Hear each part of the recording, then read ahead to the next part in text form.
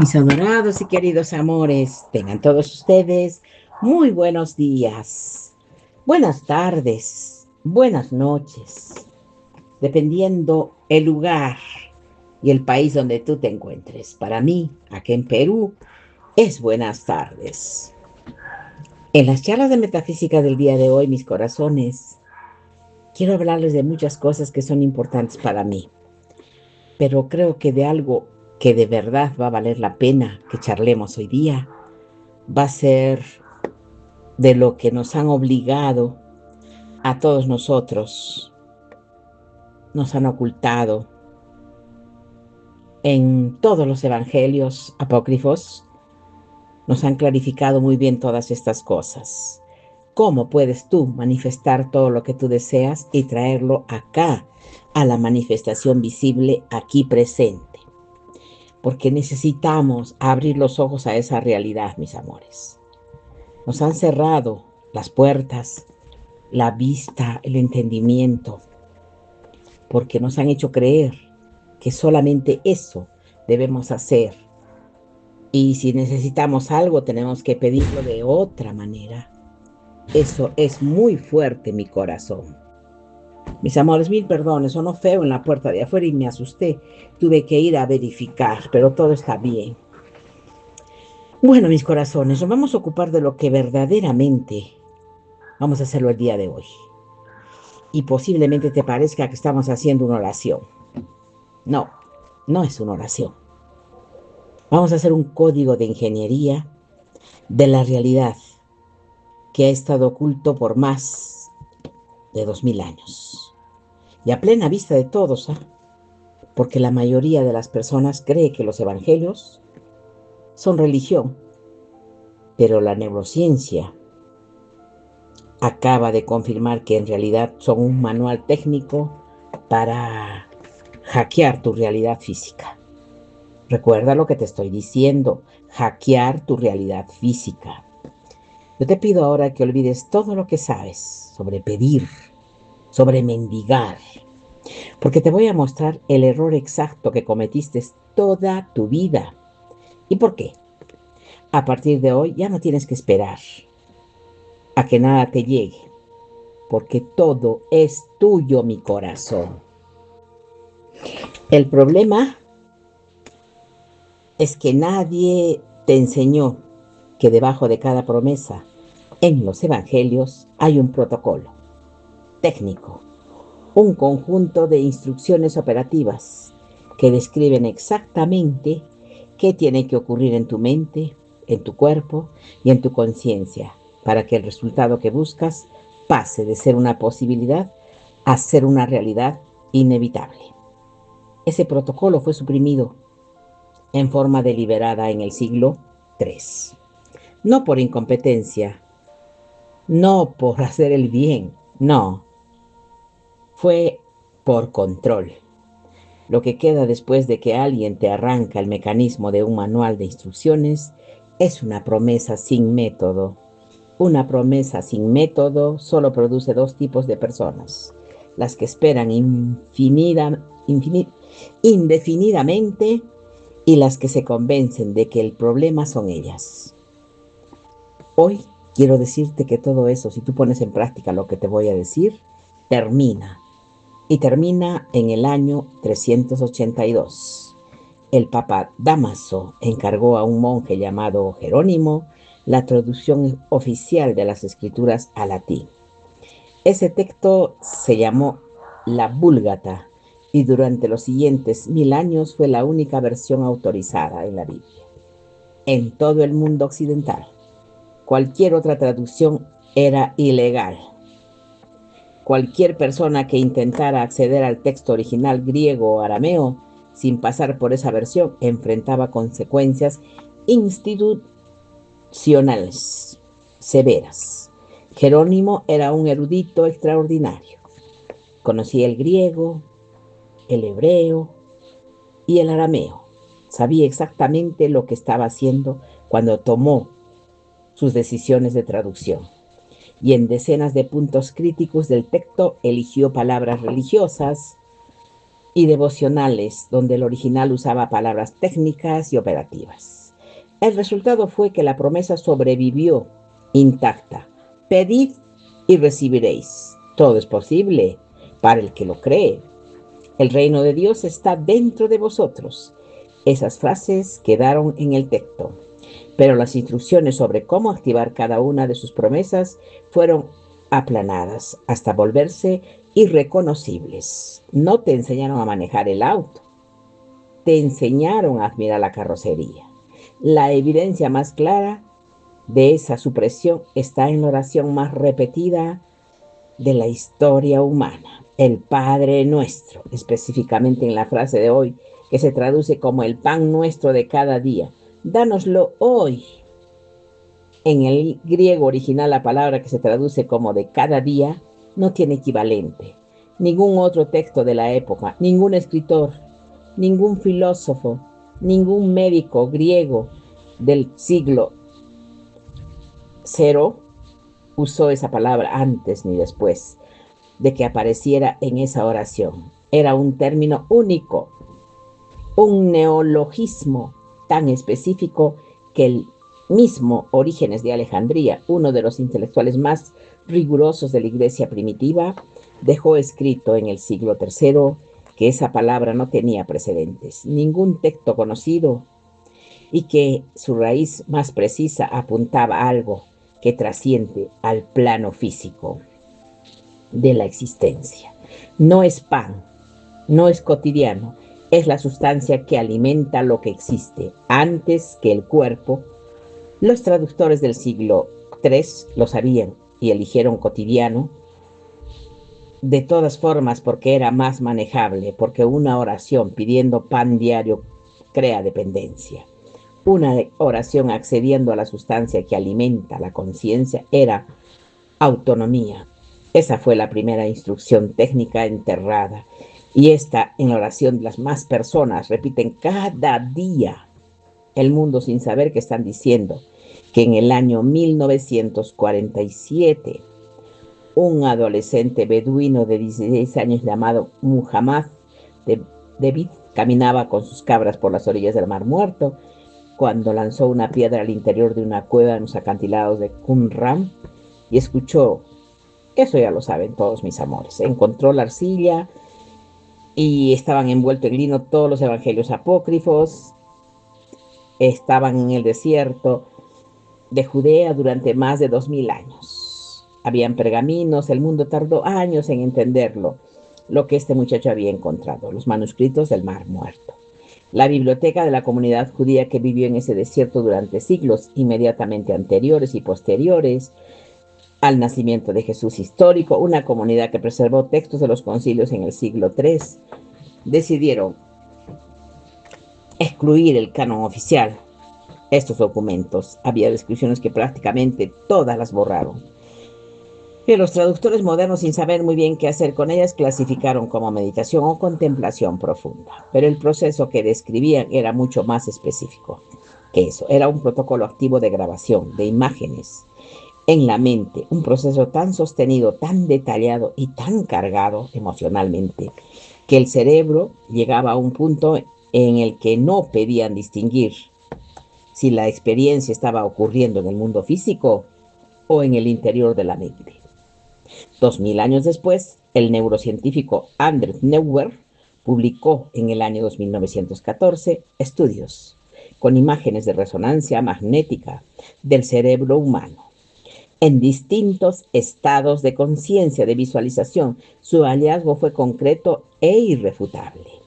Cuando el cerebro visualiza una acción lo suficientemente fuerte, detalle sensorial y emociones, activa las mismas redes neuronales que activaría si esta acción estuviera ocurriendo físicamente delante de ti, frente a tus ojos. En ese momento no hay diferencia detectable en la actividad cerebral. No hay diferencia en la química producida. El cerebro responde a ambas experiencias como si fueran igualmente reales. Pues los documentos que esa comunidad del desierto preservó durante más de 2000 años describían exactamente ese proceso, solo que lo habían descubierto antes que los escáneres hay ahora, pero el texto más importante no está en el desierto de Judea. Estaba escondido en Egipto en el año 1945 en un lugar llamado Nag Hammadi. Un campesino egipcio que excavaba buscando tierra fértil encontró una vasija llena, enterrada, sellada, junto a un acantilado. Ustedes ya saben eso, que encontraron 13 códigos de papiro encuadernados en cuero, textos escritos en copos preservados desde el siglo III. Uno de esos textos era el Evangelio de Tomás, el más importante de todos. No tiene narrativa, no tiene historia de nacimiento, no tiene relatos de milagros. Son 114 dichos directos, sin contexto, sin adorno. Y los concilios del siglo III lo habían excluido del canon oficial por una sola razón, muy concreta, que quedó documentada en las actas de esos concilios. Ese texto no requería intermediario. El mecanismo que describía era directo, individual, sin necesidad de instituciones, sin necesidad de sacerdote, sin necesidad de ritual colectivo, supervisado. El dicho número 3 dice: el reino está en el cielo, el reino está, el cielo, ni en el mar, está dentro de ti y está fuera de ti. Y cuando te conozcas a ti mismo, serás conocido. Adentro primero, afuera después. Ese fue lo que suprimieron, esa secuencia, esa dirección del proceso. Ahora, el texto canónico que más citan y menos personas entienden, Mateo, capítulo 6, versículo 6. Jesús dice: entra en tu aposento, cierra la puerta y ora en secreto. La traducción estándar hace que suene como una instrucción de privacidad religiosa. Entra en tu cuerpo, cierra la puerta, reza solo. Pero en griego original, las dos palabras traducidas como aposento y puertas no eran palabras domésticas, eran palabras arquitectónicas con acepciones técnicas documentadas en los papiros médicos y filósofos de la época. El aposento era la cámara, mis amores.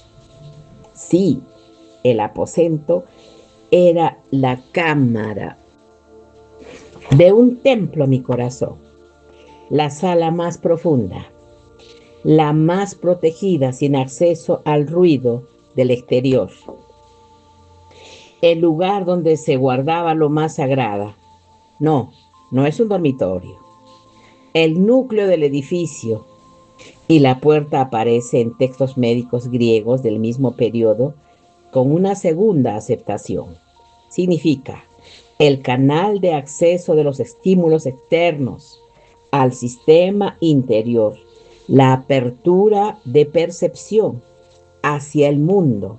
Cerrar esa puerta no era una instrucción de arquitectura doméstica, era una instrucción sobre la dirección de la atención, desconectarla del flujo constante de estímulos que vienen de afuera y dirigirla completamente hacia el núcleo interior.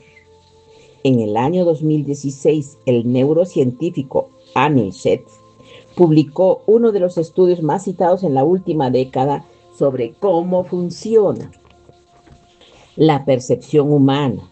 Su conclusión fue esta: el cerebro no percibe la realidad directamente. Tu cerebro no es una cámara que graba el mundo, es un proyector que lo crea. Tu cerebro lo crea. Si el proyector tiene un código defectuoso, la película, o sea, tu vida, saldrá mal. Los evangelios eran el software original para ese proyector. Jesús lo describió en el siglo I como una instrucción operativa. Ve el núcleo, cierra el canal hacia afuera, opera desde el interior, porque es desde ahí desde donde se construye lo que después tú vas a ver afuera.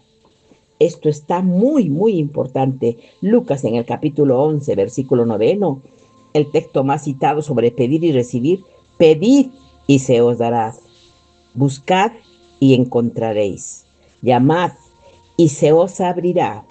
En el griego original, los tres verbos están en una forma que indica acción continua sin punto de finalización. No es una instrucción de evento único, no es un haz de petición correcta. Una vez es instálate en el estado de quien busca activamente. Mantente en el estado de quien está llamando. Sostente en el estado de quien ya está recibiendo. No era un acto, es un estado sostenido en los tiempos, porque los investigadores del Instituto de la Neurociencia de California publicaron en el 2019 estudios sobre lo que ocurre en el cerebro durante estados de anticipación activa sostenida. Lo que encontraron fue esto: el cerebro que mantiene un estado de búsqueda activa genera consistentemente más conexiones con el córtex prefrontal, la región responsable de la planificación, la forma y la toma de decisiones y la acción ejecutiva en el cerebro, en estado de espera pasiva.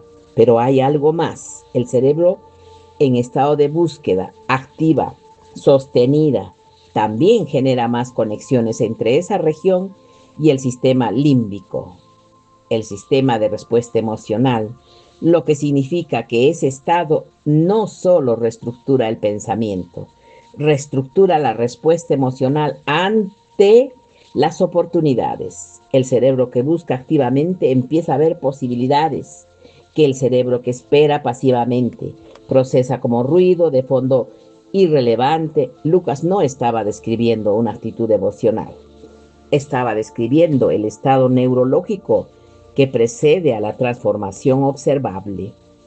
Aquí en este punto, lo recorrido, hay algo que necesita ocurrir. Si lo que estás escuchando está encajando contigo,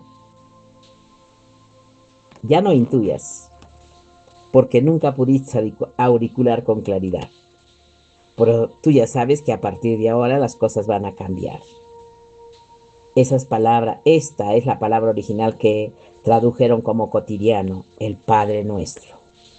La que no tenía precedentes en ningún texto de la época, la que apuntaba a algo que trasciende al plano físico. Escribirla no es un ritual vacío. Es una declaración de que dejaste de operar desde la versión censurada y empezaste a operar desde el original. Cada persona que escribe esa palabra está marcando el momento en que el mecanismo dejó de ser invisible. Por eso, vamos a ocuparnos ahora de explicarlo mucho mejor. Y ahora te digo el versículo que lo cambia todo y que contiene el mecanismo más preciso, el suprimido, Marcos, capítulo 11, versículo 14. Nuestro amado Maestro Jesús dice: todo lo que pidáis orando, creed que lo habéis recibido y os vendrá. No creed que lo recibiréis. Lo habéis recibido en tiempo pasado. Eso es muy importante. Lo habéis recibido. Es como cuando hacemos la oración del silencio, mis corazones. Y por eso le decimos: gracias, Padre mío. Sabemos todo que ya nos has oído y siempre nos oyes. ¿Recuerdan eso? Eso es lo que hacemos todos los días. En pasado tenemos que hablar. Y si estamos hablando en pasado, estamos ya recibiendo, porque nuestro amado Jesús dije, todo lo que pidáis orando, creed que lo habéis recibido y os vendrá. No creed que lo recibiréis. No. ¿Se han dado cuenta? Lo habéis recibido. Tiempo pasado. Acción completada antes de que haya evidencia física. De nada. Los traductores lo mantuvieron así porque el texto original no dejaba margen para cambiar el tiempo verbal. Pero durante siglos nadie explicó el mecanismo que hace que esta construcción temporal sea la clave de todo el protocolo. Vamos a hablar en el año 2012, el neurocientífico Joe Dispenza. Para mí ha sido un hombre fantástico. Yo he leído todos sus libros. Publicó los resultados de investigaciones con electroencefalografía y marcadores bioquímicos de estrés en el organismo. Su equipo monitoreó el cerebro y el cerebro de personas en distintos estados de visualización. El hallazgo fue este: el cerebro, que anticipa vívidamente el resultado futuro positivo, tratándolo como si ya lo hubiera ocurrido, no como algo que podría pasar, sino como algo que ya pasó, activa patrones de respuesta química en el organismo, idénticos a los que activaría si ese resultado estuviera físicamente presente en mis corazones. Porque el cuerpo produce las moléculas correspondientes a la experiencia imaginada, como real, no como metáfora, como hecho bioquímico, medible con instrumentos. Porque cuando el organismo produce esas moléculas de forma sostenida, el sistema nervioso autónomo cambia su configuración de base. El cerebro empieza a procesar la información del entorno desde un estado diferente y empieza a notar y a perseguir oportunidades que antes filtraba como irrelevantes, porque no correspondían al estado de carencia. Desde él que operaba Marcos, capítulo 11, versículo 24. No es técnica mística, es el protocolo más preciso que existe para activar este proceso en el cerebro humano. El resultado primero ocurre adentro, luego se vuelve visible afuera, pero hay un paso que separa a las personas que aplican esto y obtienen resultados de lo que aplican esto y se preguntan por qué no funciona. Y ese paso está en el versículo que la mayoría interpreta como una llamada a la bondad social. La carta de Santiago, capítulo 2, versículo 17, la fe sin obras es muerta. Durante siglos esa frase se interpretó en el contexto de la caridad y las buenas acciones. Pero en el griego original, la palabra traducida como obras venía de un término técnico que describía producción activa, el proceso de atraer algo a la existencia a través del esfuerzo físico dirigido, no bondad, no devoción, no trabajo, no movimiento, acción concreta y coherente con el estado interno, que se dice sostener, y la palabra muerta era el mismo término que los médicos griegos de la época lo usaban en sus textos para describir el tejido que había perdido su capacidad funcional, no muerto como ausente, muerto como incapaz de producir lo que debería producir. Lo que Santiago estaba describiendo no era una llamada a ser generoso, era una advertencia sobre una contradicción biológica. Si el estado interno dice, ya lo tengo, pero el comportamiento observable sigue siendo exactamente el de que alguien no lo tiene, pues nada podemos hacer. El cerebro detecta esa contradicción y la procesa de la misma forma que procede en la duda, como dos señales que se congelan mutuamente.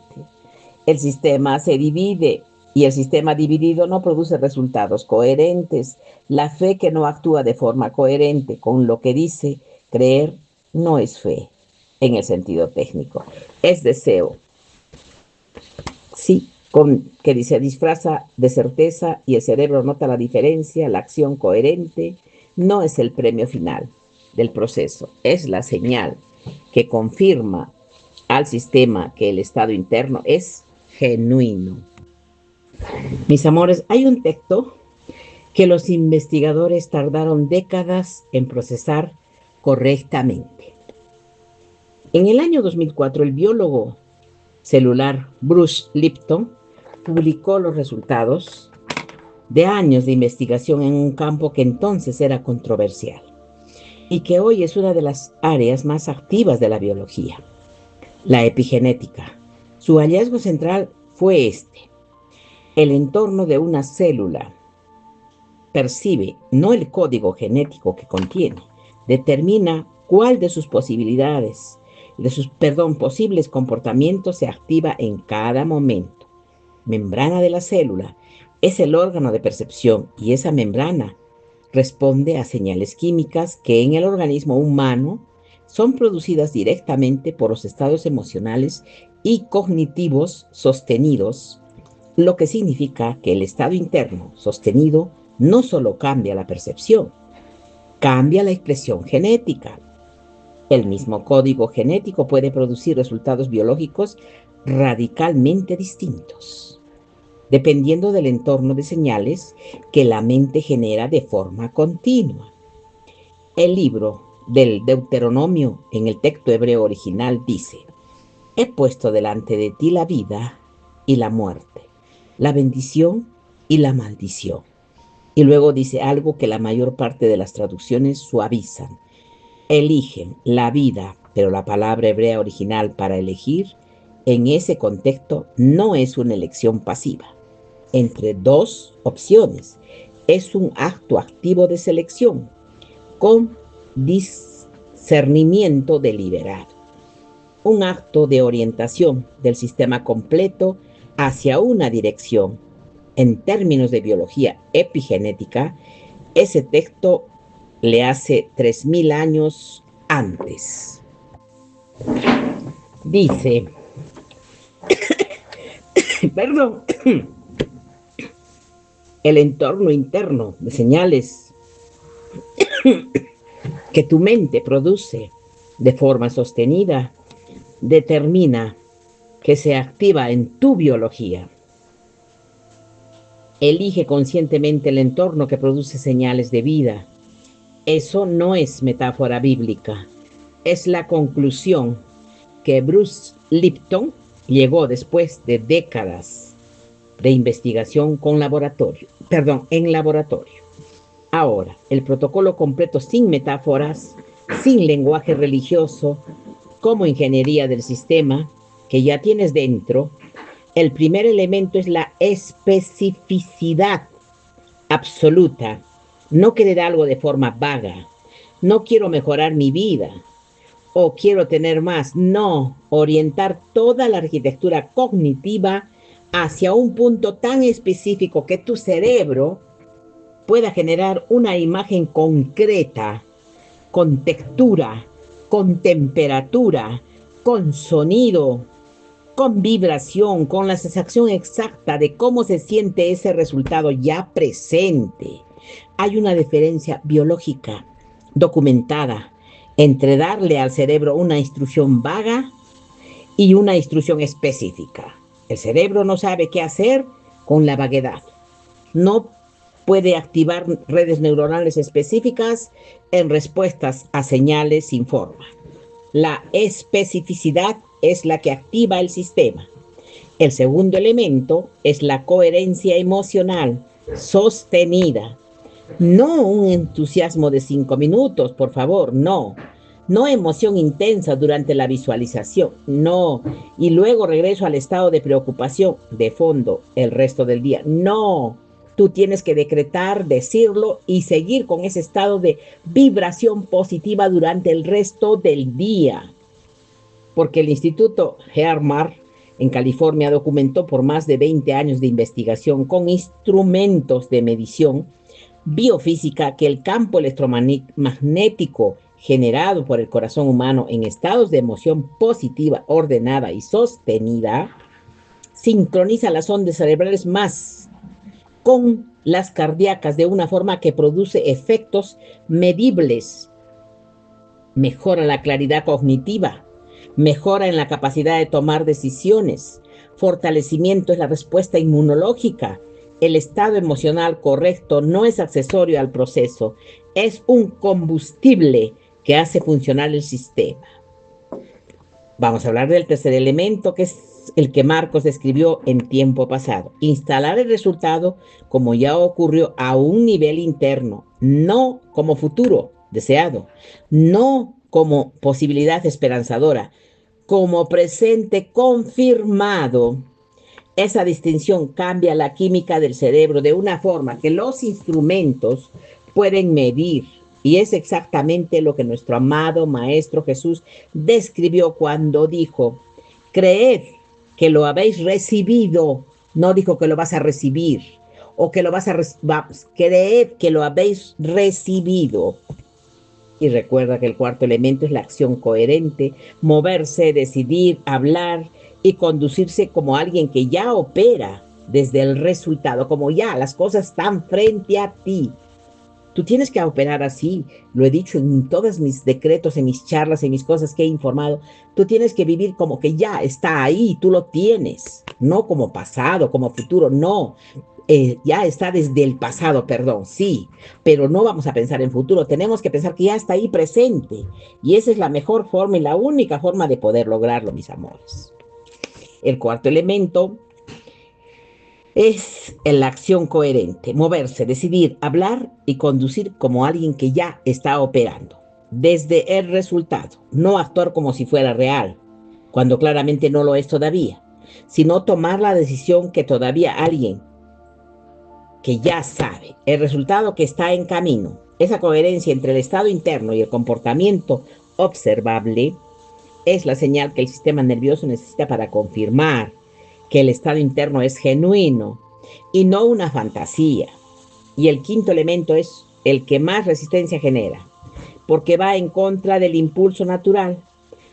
Soltar la necesidad de controlar el resultado, no soltar el objetivo, no abandonar el proceso, solo soltar la necesidad de que el resultado llegue exactamente en la forma en que lo has imaginado, en el tiempo en que has calculado, a través del camino que has trazado. La investigadora Gabrielle Oettingen de la Universidad de Nueva York dedicó más de 2 décadas en estudiar lo que ocurre en el cerebro cuando las personas se aferran intensamente a una fantasía de resultados sin procesar la realidad del proceso. Sus estudios aplicados en múltiples contextos y publicados en el año 2014 mostraron algo que contradice la cultura popular de la manifestación. El cerebro que se aferra a la fantasía del resultado, como si ese fuera el único camino posible, produce menos activación del sistema de motivación y acción que el cerebro que trabaja activamente con el proceso y permanece abierto a que ese proceso se despliega. El apego rígido al resultado no acelera el proceso, lo paraliza. Ya te he dicho, no te preocupes, porque el resultado ya está. Tú tienes que pensar que el resultado ya está. Y si ya lo vives como ya está, es tuyo. Vamos a soltar, por favor. No es resignación, es confianza funcional en que el sistema ya está activo. Es la diferencia entre empujar con desesperación y avanzar con certeza. Hay un gesto que Jesús repite, los evangelios, que los traductores normalizan como un simple dijo gracias o bendijo. Pero ese gesto aparece en un momento muy específico en cada uno de los relatos antes del resultado visible. Juan, capítulo 6. Antes de que el pan se multiplicara, antes de que hubiera evidencia física de nada, el texto dice que dio gracias, no después, antes. Eso es gratitud anticipatoria y no es un truco mental ni un ejercicio de pensamiento positivo superficial. La gratitud anticipatoria al estado sostenido de reconocimiento por algo que aún no es físicamente visible es la confirmación más poderosa de que el sistema interno puede recibir, de que el proceso ya está activo, porque la gratitud genuina por algo que todavía no está presente solo puede generarse desde un estado de certeza real, no desde la esperanza, no desde el deseo, desde la certeza. Y cuando el cerebro sostiene ese estado de certeza el tiempo suficiente, la química interna se reorganiza completamente alrededor de él. El sistema opera desde ahí y desde ahí las decisiones que tomas, las oportunidades que percibes, las acciones que emprendes. Todo se alinea con el resultado que ese estado interno ya confirma todo como real. Agradecer antes no es fingir, es la señal más directa de que el protocolo completo ya está funcionando, mi corazón. Lucas, capítulo 17, versículos 20 y 21. Los líderes religiosos le preguntaban a Jesús cuándo va a llegar el reino de Dios. Esperaban una fecha, un evento cósmico, una señal en el cielo. Y la respuesta fue: no viene con señales externas que se puedan observar desde afuera, porque el reino de Dios ya está dentro de vosotros. Durante siglos los teólogos debatieron si esa frase significaba dentro de vosotros o en medio de vosotros. El arameo que subdice el texto griego no dejaba ambigüedad. Era dentro, en el centro del sistema. Lo que Jesús describía en esa respuesta es lo mismo que la neurociencia describe hoy cuando explica cómo el cerebro construye la realidad percibida. El reino, el estado de plenitud, la abundancia de salud, de dirección, no llega desde afuera hacia adentro. Ya está adentro y se expresa hacia afuera. La pregunta no es cuándo va a llegar. La pregunta es cuándo vas a operar desde él. Eso es exactamente lo que los traductores del siglo suprimieron, no la promesa. La promesa la dejaron intacta porque sin el mecanismo solo produce personas que esperan indefinitivamente. Sí, indefinidamente, perdón. Lo que borraron fue la secuencia, la dirección del proceso, las instrucciones técnicas debajo de cada afirmación. Y esas instrucciones sobrevivieron en los textos que enterraron debajo del desierto, en las palabras del griego original que nunca se tradujeron con precisión, en un documento de Qumran y Nahmad Hammadi, en el polvo del desierto que observó durante más de 2000 años esperando que alguien fuera a buscarlos. Ya los encontraron, ya los tradujeron, ya los tienes en las manos. El protocolo es tuyo, mi corazón.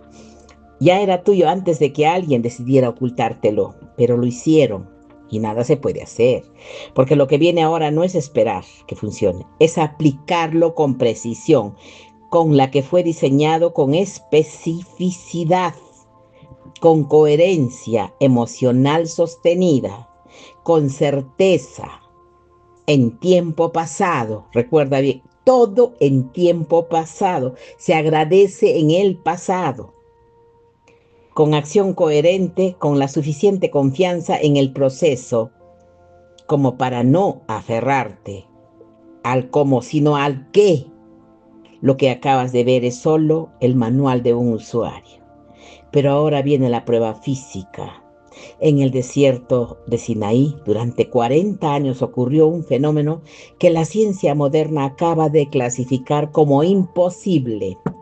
Un alimento que no era biológico, sino que el texto hebreo describe con una fórmula química exacta, que solo descubrimos en el siglo XX. No era pan, era una tecnología. Y si los antiguos sabían cómo sintetizar materia del aire, ¿qué más nos ocultaron en esos textos? Si estas instrucciones sobrevivieron 1700 años de censura y jarras enterradas en el desierto, no fue por suerte, fue para que tú pudieras ver esto. Hoy el código del maná es el siguiente. Es el protocolo que tú vas a descubrir. Ahí cambiará tu concepto de lo que es posible para siempre. Tú tienes que descifrar ese código. Es necesario ese código del maná. Ahora mismo necesitamos que ingreses tú a tu corazón y desde ahí hables las cosas, pero en pasado, porque ya están aquí. Ponte a laborar, mi corazón. Yo cada día voy a compartirte alguna charla que te pueda abrir los ojitos un poco más. Y lo hago con mucho amor, mi corazón. Porque yo sé que lo que estoy haciendo, sí estoy cumpliendo la promesa que le hice a mi Creador. Por eso estoy aquí. Por ti, por mí y por todos mis hijos de la tierra que quieran despertar. Ustedes saben que yo los amo, mis amores, y los amo de corazón. Besitos. Hasta prontito. Chau.